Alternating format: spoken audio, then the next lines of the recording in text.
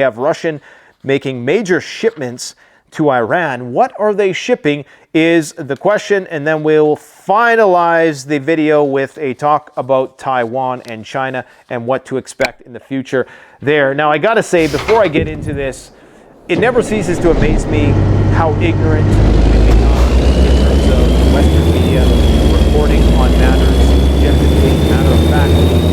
You know, the paucity of intellect when it comes to criticizing the Vladimir Putin interview. I looked for just one sensible, reasonable argument that wasn't presented and packaged in an ad hominem attack, that wasn't, consumed by some trifling observation, something gotcha moment, like Putin was tapping his foot too much. Was it a body double? Oh, did he misspeak here in this 2-hour-long epic monologue? Whether you like the guy or not, whether you agree or not, the media reporting on that was absolutely abysmal.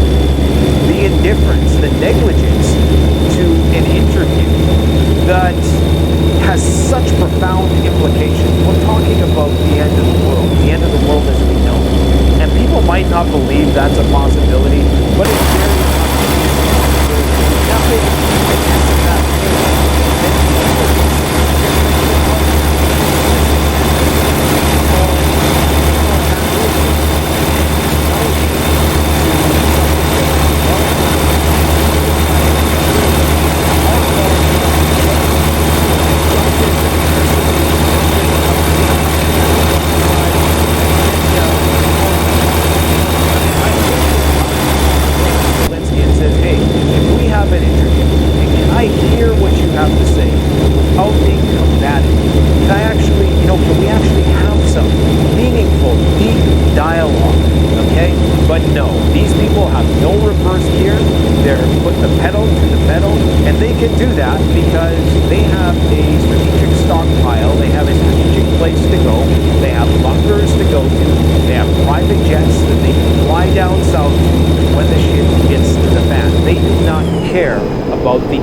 Especially because they are multinational in nature. They don't care about, and I'm not speaking of anybody in particular, I'm just speaking of the political elite class, okay? These people have a backup plan, and they know that they will survive regardless of the outcome, so they can be reckless, they can be careless. Anyways, I didn't want to go on a long-winded diatribe. Here's the information I have to share. Okay, now this is a translation from a source in Poland who always provides me credible information that is always well ahead of the curve. The General Command of the branches of the Polish Armed Forces has issued a communique informing that starting February 12th, without naming the date, there will be major movement of military vehicles across all of Poland, along motorways, national roads, as well as local roads. Guys, when World War III begins, it's going to start exercise. I have to beat that home. One of these days, all of the military equipment is at for all we know, a lot of this stuff is underground. I interviewed a guest today. We had a 3-hour conversation. You guys are going to love this one. It's all about subterranean warfare. And most people do not realize the scope and scale of subterranean militaristic maneuvers and warfare and logistics. You're going to love this video, man, because the government has a plan, okay, and you're not involved in it. Anyways, the declared aim is only to train the logistics of moving troops and equipment throughout parts of the country. Why would you need that in the first place? Nothing to stop it there, right? Any advice, and advice has been issued on not filming and photographing any such vehicles, especially not publishing any details of the movements on social media, as it would compromise national security. Hold on a second. Poland isn't in a state of war. As far as I know, Poland's a free democracy.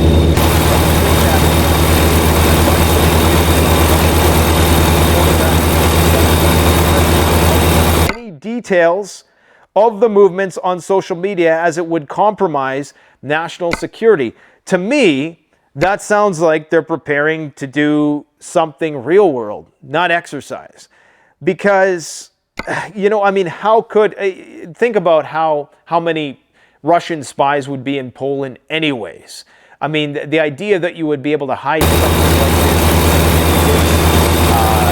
you know, and it just seems very suspicious that they're almost, if only just trying to train the population to comply and to start to be more paranoid and suspicious of you know, just more guarded and defended about things. Because when the war actually starts, of course, they're going to impose the same draconian measures as they're imposing in Ukraine currently. In addition, the Ministry of Defense and the Ministry of Homeland Security are jointly quickly preparing a draft of the Act on Civil Defense, which will cover many aspects regarding non-military, non-mobilized persons, both in the case of war as well as natural disaster. They're basically making sure all the fine print is smoothed out, so when this war starts, when Poland finally does enter the conflict in some capacity, they got all their legal bases covered.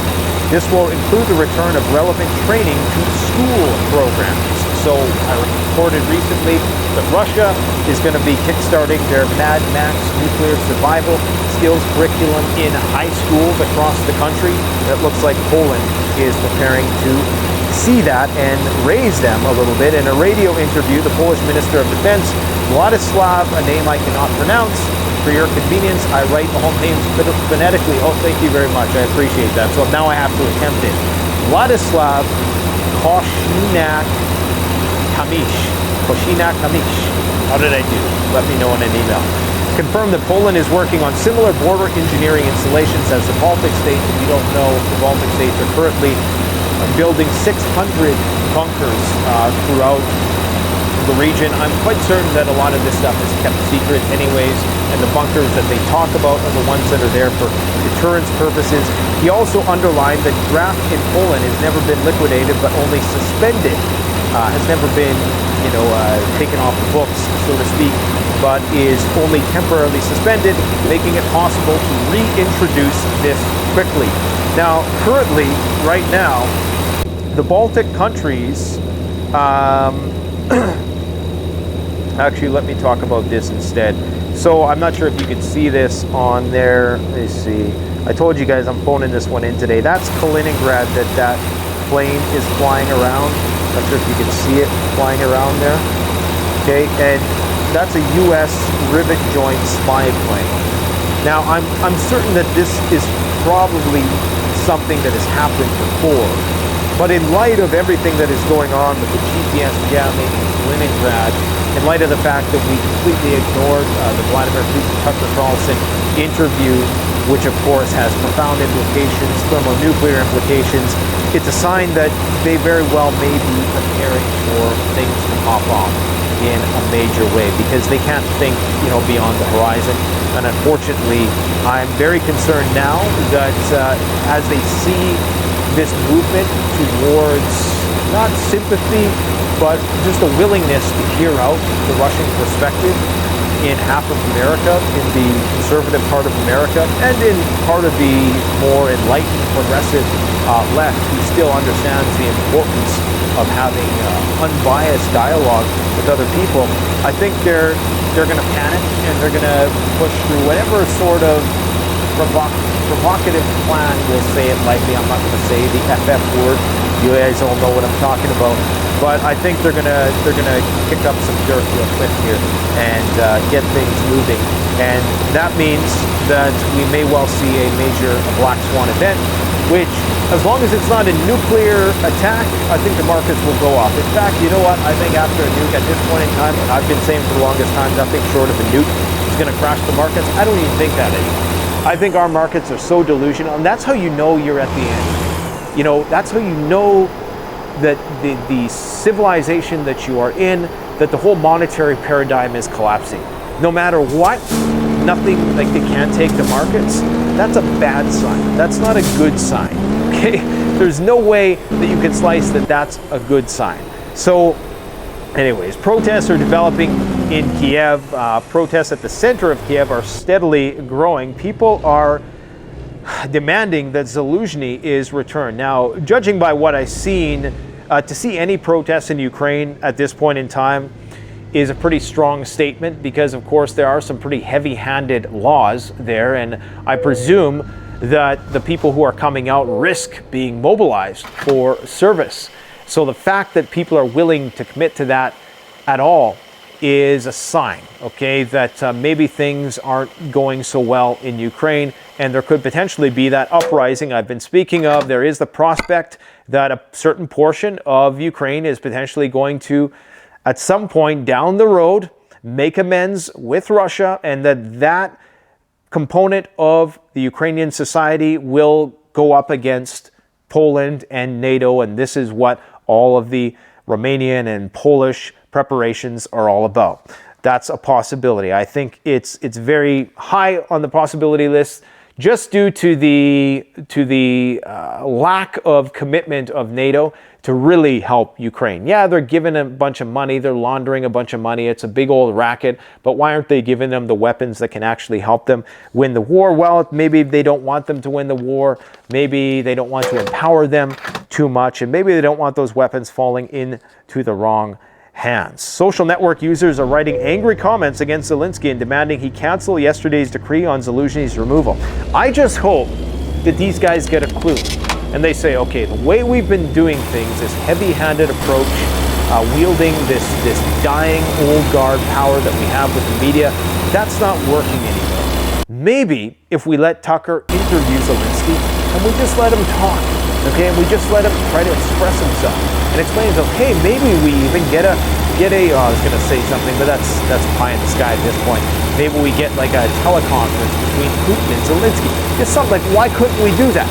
You know, if we were genuinely interested in ending this conflict, because we know it's not going to end anything short of that. Anyways, Molotov cocktail was thrown at a NATO facility in Chisinau, which is probably mispronouncing that, Chisinau, Moldova, capital of Moldova. The NATO Information Center was set on fire by throwing a Molotov cocktail to it. So there is a very pro-Russian element inside Moldova. So this is potentially where you're going to see Romania and Russia butt heads at some point. According to a member of the Bundestag in Germany, which is the German parliament, Ukraine should not be allowed to strike, or should be allowed to strike targets within Russia. Well, I mean, they already are. And in fact, the United States has basically turned a blind eye to Ukraine utilizing U.S. weapon systems to shoot down planes inside Russia, apparently. So, you know, anything goes at this point. Russia needs to show that it cannot go on like this. Russia must recognize the right of its neighbors to exist. The war must be moved to Russia, according to this member of the Bundestag. Russian military facilities and headquarters should be destroyed. Yes, we should. Never mind. Why even say it anymore? We must do everything possible so that Ukraine can hit not only refineries in Russia, but also ministries, command posts, and firing points. Yes, because nothing bad could possibly come of that. Apparently, NORAD has detected more Russian aircraft operating in the Alaska Air Defense Identification Zone. Now, this is normal activity. I don't know if it's normal for it to happen 4 days in a row. Okay, now they're downplaying this, but again, remember, in the run-up to something really serious happening, they're not going to want to panic the population. They only want to panic the population when it's instrumental towards their own ends. But here's what they're saying. This is from the North American Aerospace Defense Command. The command detected, tracked 4 Russian military aircraft operating in Alaska Air Defense Identification Zone on February 9th. The Russian aircraft remained in international airspace as they usually do and did not enter American or Canadian sovereign airspace. This, however, is the third time the third time they detected and tracked Russian aircraft in 4 days. This Russian activity in Alaska occurs regularly and is not seen as a threat. But I can tell you, 3 and 4 days is substantial. So it's definitely something I am keeping my eye on. And we also have to remember that the Russian elections are right around the corner. In fact, the Belarusian elections are, next week? So we're not hearing a whole lot about that right now. A lot of suppression going on there, I would imagine. But this is the time when we're going to see sparks fly. And what I'm concerned about is after the election. There's a potential for shit to pop off before the election in an attempt to disrupt the Russian election, but also immediately afterwards when Putin is very likely to be elected once again.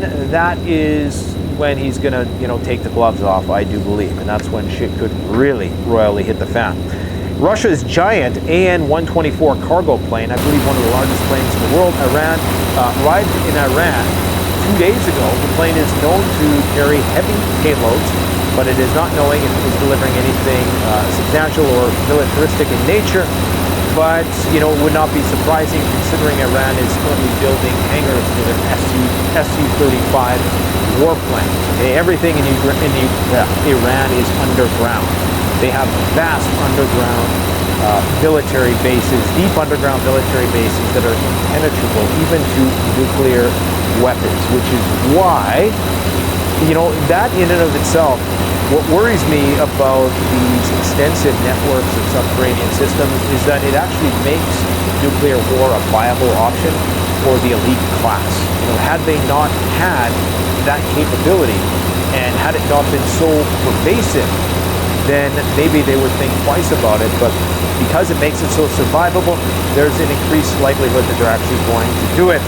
Middle East tensions are increasing. The Islamic resistance in Iraq has announced that it's going to be resuming and escalating its campaign against U.S. and coalition military forces in Syria and Iraq. Recall that following the attack that killed the 3 American soldiers, that's when they essentially said, at least they claimed, that they were going to be de-escalating and that they weren't going to attack, even if attacked. Well, now they have changed their mind due to losing several high-ranking commanders. Okay, they are now going to ratchet up the attacks once again. So yeah, that situation is teetering on the brink of collapse. This is why oil is slowly, ever so slowly, ticking upwards again, but it's doing this little dance with the US dollar. You see, when the US dollar goes down, typically oil goes up. When the US dollar goes up, typically oil goes down. What we've been seeing is both of those things going up now, very slowly. Okay, so if both are going up, that means oil is going up doubly so. Upwards of 60 rockets have been launched since this morning by the Hezbollah freedom fighter group in Lebanon against communities and IDF installations in the north. The situation in the north is heating up. The Israeli military is going to be going across the Rafah crossing in the next couple weeks, and this is already, creating a lot of controversy. And even the Canadians, who are very, pro-Israel, are starting to speak out about how this is going to be a humanitarian catastrophe because, of course, every other part of the Gaza Strip has been blown to smithereens, and now you're going into the part where I think 50% of the Gaza population is centered around. And so this really is an experiment in complete and utter destruction of a civilization and the psychology of people as they respond. Egyptian army is deploying air defenses along the border with Palestine. However, the people I know who are aware of this situation and aware of the politics of the region say that it's very unlikely that Egypt is going to engage the Israelis, and this is all just posturing after all. They're using all American-made military equipment. They do have a massive army, very little experience in utilizing it, but it's very unlikely that they're actually going to do anything. So basically, they're just saying that we don't want any Palestinian refugees, and I don't think that the Palestinians should have to go anywhere because it is, after all, their land. U.S. is sending a first batch of Abrams tanks to Ukraine. They're going to be getting there in the next couple weeks. So we're going to send some Abrams tanks, did I say Ukraine? Taiwan. Sorry, we're heading east. Taiwan, Iran, Ukraine, it's all starting to sound the same because it is the same. It's the same playbook over and over. It's all wars that we're going to lose. We're going to go bankrupt. We're going to get close to the brink of nuclear Armageddon. And on that note, I got to go, guys. But just keep on prepping and stay tuned because we got a lot of great content in the run-up to, that fateful day that we're all preparing for. Just enjoy the weekend. Enjoy the weather while you can. Thanks for watching today, Prepper.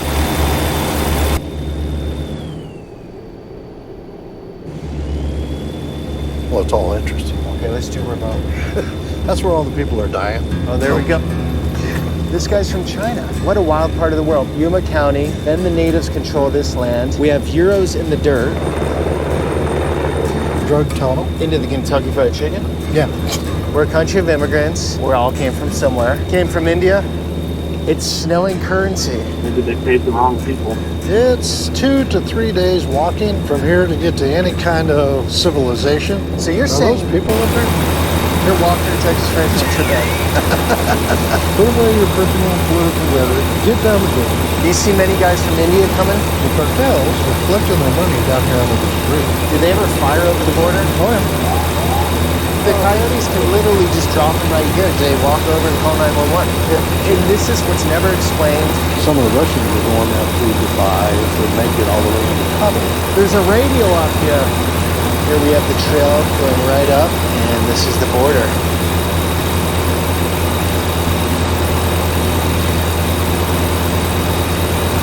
Morning, guys. Here in Yuma, Arizona, right on the border with Mexico. And in recent times, there's been a huge influx of migrants coming over this border. But what is the situation like now? What is it compared to other times in Yuma history? So today we're going to meet with Sheriff Wilmot, who's been in office here for decades, who's going to walk us through his perspective and his understanding of the situation. Let's do this.